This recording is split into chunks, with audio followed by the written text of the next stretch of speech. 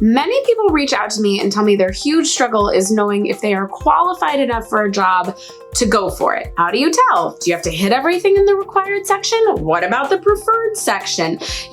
How preferred is it? There are lots of questions around this topic. And so today, let's talk about how to know if you're qualified enough to go for that job.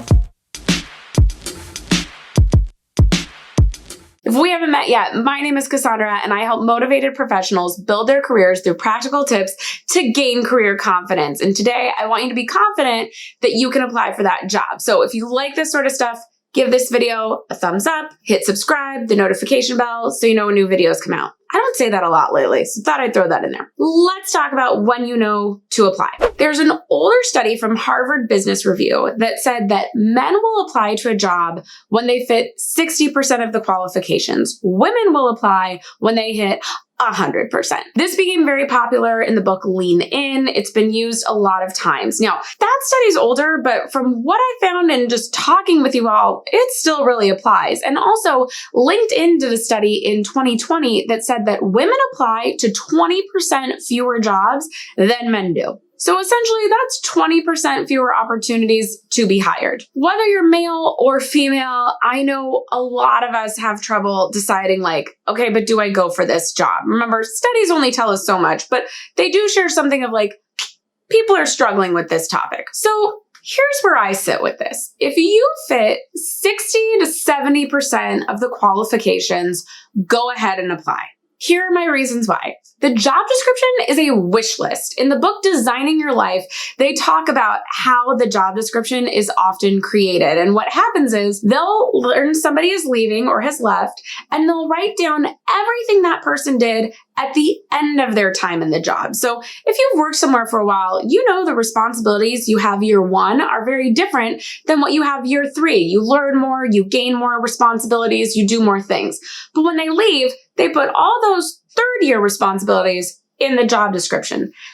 Then they go, well, he was really good at blah, blah, blah, blah, blah, but I also wish he had this skill and this skill and this skill. Hey, let's add those in there too. So there's a reason why the right candidate in a tech company is called a unicorn.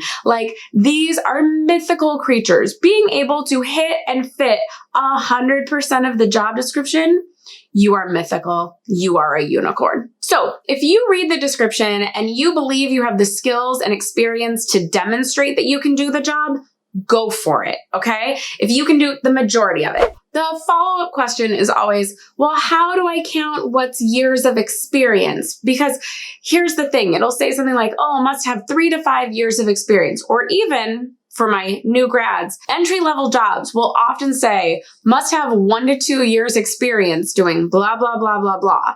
And it's the whole, how do I get experience if I've never had experience conundrum, right? Well, if you had 2 years experience doing that thing, you're probably already moving on to go do the next job. So remember, even a year can count. But what counts as experience, y'all?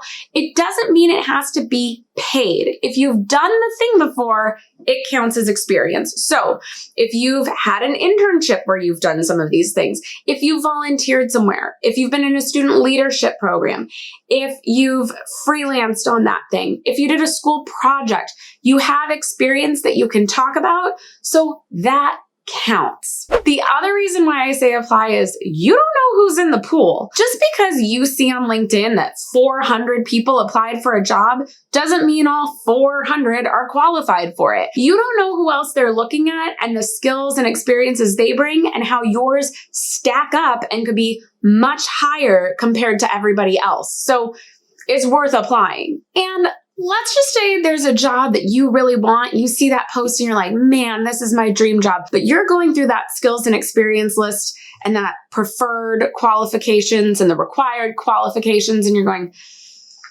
I don't have a lot of these things, but man, I'd like to do that job. And man, I think I'd be good at that job, but I don't have enough to do this. Well, let's not get defeated. Take this as your wake-up call. How do you go get some of those skills and experiences they're looking for? Can you take a LinkedIn learning course and get a certificate? Can you go to a community college or take a Skillshare class? Can you volunteer somewhere to grab some experience to put on that resume? Don't look at it as a defeated sort of thing, but as a, hey, great, now I have the roadmap of what I need to do. So when this position comes up again at this company or another, I'll be ready for it.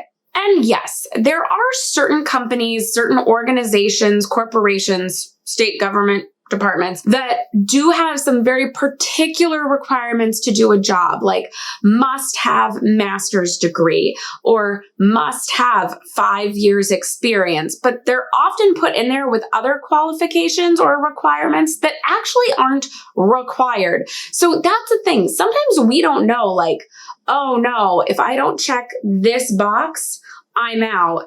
You don't know that. So you might as well apply. Yeah, you might not make it, but you know how you won't get the job? By not applying for it. So go ahead and apply.